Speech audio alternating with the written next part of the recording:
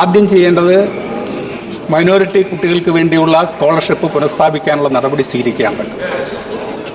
എന്നാൽ ന്യൂനപക്ഷ കുട്ടികൾക്കുള്ള സ്കോളർഷിപ്പ് അത് ഓരോ വർഷവും കുറച്ചുകൊണ്ടിരിക്കുന്നു എന്നുള്ള യാഥാർത്ഥ്യം നമ്മൾ കാണാതെ പോകരുത്.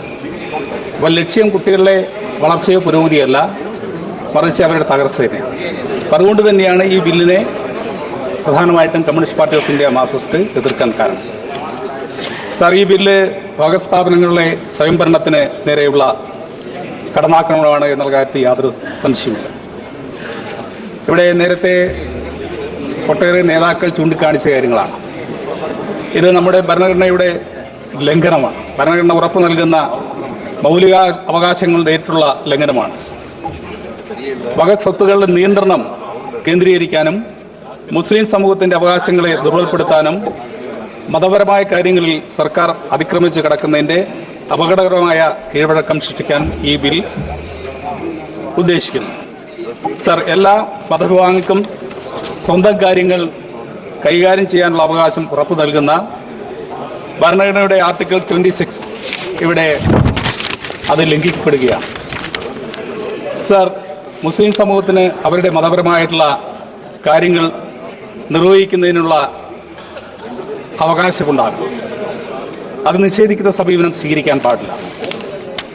എന്തുകൊണ്ടാണ് ഈ സമീപനം സ്വീകരിക്കുന്നതെന്ന് നാം പരിശോധിക്കേണ്ടതാണ്. വഖഫ് ബോർഡുകളിലെ അമുസ്ലിമുകളെ ഉൾപ്പെടുത്തുന്നത് മുസ്ലിം സമൂഹത്തിൻ്റെ മതപരമായ സ്വയംഭരണത്തിലുള്ള നേരിട്ടുള്ള കടന്നാക്രമണമാണ്. സാർ, ഇത് മറ്റ് സമൂഹത്തോട് അല്ലെങ്കിൽ മറ്റ് മതങ്ങളോട് ഈ സമീപനം സ്വീകരിക്കാൻ തയ്യാറാകും. Sir, I just start. Please give.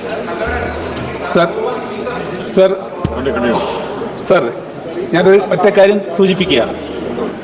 Sir, കേരളത്തിൽ ദേവസ്വം ബോർഡുകൾ, ഒരിക്കൽ ഒരു ദേവസ്വം ബോർഡിലെ മെമ്പറുടെ പേര് ഒരു ക്രിസ്ത്യൻ പേരുമായി ബന്ധപ്പെട്ട് ബഹുമാനപ്പെട്ട മന്ത്രി സുരേഷ് ഗോപിയെ ശ്രദ്ധിക്കുന്നുണ്ട്. ഒരു മുസ്ലിം ക്രിസ്ത്യൻ പേര് വന്നതിൻ്റെ പേരിലാണ് അത് ക്രിസ്ത്യാനിയാണ് എന്ന് തെറ്റിദ്ധരിച്ചുകൊണ്ട് വലിയ കലാപം നമ്മുടെ കേരളത്തിലുണ്ടായി. അതായത് ഹിന്ദു ദേവസ്വം ബോർഡിലേക്ക് 1987 ഹിന്ദു ക്ഷേത്രം ഹിന്ദുക്കൾക്ക് വിട്ടുകൊടുക്കണം എന്ന് പറഞ്ഞുകൊണ്ടുള്ള വലിയ സമരം അന്നാണ് അവിടെ നടത്തിയത്. Sir, sir, sir, please don't play boys അലമുണ്ടാക്കണ്ട. ബഹുമാനായ മിനിസ്റ്റർ,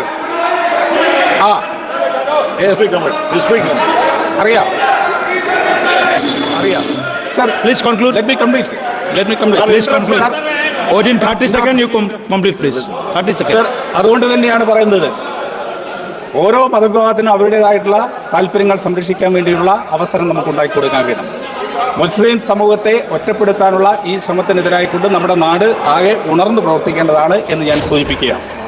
സാർ, ഇവിടെ ഒരു കാര്യം മാത്രമാണ് എനിക്ക് സൂചിപ്പിക്കാൻ. ഓക്കെ. അതായത് ഈ ബില്ലിനെ അനുകൂലിക്കുന്നവർ ശ്രദ്ധിക്കേണ്ട ഒറ്റ കാര്യം. സാർ, നമുക്കറിയാം ഹിറ്റ്ലർ ജർമ്മനിയെ എങ്ങനെയാണ് ഫാസിസത്തിലേക്ക് കൊണ്ടുപോയത്. അന്ന് ആ ഹിറ്റ്ലറുടെ ഫാസിസത്തെ സപ്പോർട്ട് ചെയ്തിരുന്ന ഒരു കവി മാർട്ടിൻ ലിയോൺ മുള്ളർ എന്ന് പറയുന്ന ആ കവി പിന്നീട് പറയുകയുണ്ടായി. എന്താണ് പറഞ്ഞത്? അദ്ദേഹത്തിന് വിലാപകാവ്യമാണ്. അദ്ദേഹം പറഞ്ഞു, അവർ ആദ്യം വന്നത് കമ്മ്യൂണിസ്റ്റുകാരെ തെരഞ്ഞാണ്. അപ്പോൾ കമ്മ്യൂണിസ്റ്റുകാരെ തെരഞ്ഞു വന്നു കഴിഞ്ഞ സമയത്ത് ഞാൻ അതിനെ എതിർത്തില്ല, കാരണം ഞാനൊരു കമ്മ്യൂണിസ്റ്റ് അല്ലായിരുന്നു. രണ്ടാമത് അവർ വന്നത് സോഷ്യലിസ്റ്റുകളെ അന്വേഷിച്ചാണ് വന്നത്. അപ്പോഴും ഞാൻ പ്രതികരിച്ചില്ല, കാരണം ഞാനൊരു സോഷ്യലിസ്റ്റ് അല്ലായിരുന്നു. പിന്നീട് അവർ വന്നത് ട്രേഡ് യൂണിയൻ നേതാക്കളെ അന്വേഷിച്ചാണ് വന്നത്. അപ്പോഴും ഞാൻ പ്രതികരിച്ചില്ല, കാരണം ഞാനൊരു ട്രേഡ് യൂണിയനിസ്റ്റ് അല്ല. പിന്നീട് അവർ അന്വേഷിച്ച് വന്നത് ജൂതന്മാരെ അന്വേഷിച്ചാണ്. അപ്പോഴും ഞാൻ പ്രതികരിച്ചില്ല, കാരണം ഞാനൊരു ജൂതനായിരുന്നില്ല. എന്നാൽ അവസാനം അവർ വന്നത് എൻ്റെ അടുത്തേക്കാണ്, എന്നെ അന്വേഷിച്ചാണ് വന്നത്. അപ്പോഴേക്കും എനിക്ക് വേണ്ടി പറയാൻ ആരും ഉണ്ടായിരുന്നില്ല എന്ന് അദ്ദേഹം പറയുകയുണ്ടായി. അതുപോലെ തന്നെയാണ് ഈ ബില്ല് അനുകൂലിക്കുന്നവർക്ക് ഭാവിയില്ലാത്ത അവസ്ഥ ഉണ്ടാകാതിരിക്കാൻ സുരേഷ് ഗോപി जी, आपका नाम लिया, आप कुछ बोलना चाहते हैं? He mentioned your name. Sir, I definitely do want to keep the decorum of the house and also the position that I am in. But unnecessarily my name was taken to rake up a certain situation which is worming in the state of Kerala. Right. I will tell you These people in the Assembly of Kerala have passed a resolution. Tomorrow, after the Rajya Sabha decision, that resolution is going to be drowned in the Arabian Sea. You just wait for this episode. It is happening. The people of Kerala. Okay. Sir, Thank you. I cannot yield. I will not yield. I will not yield. Thank you. No. Please. No.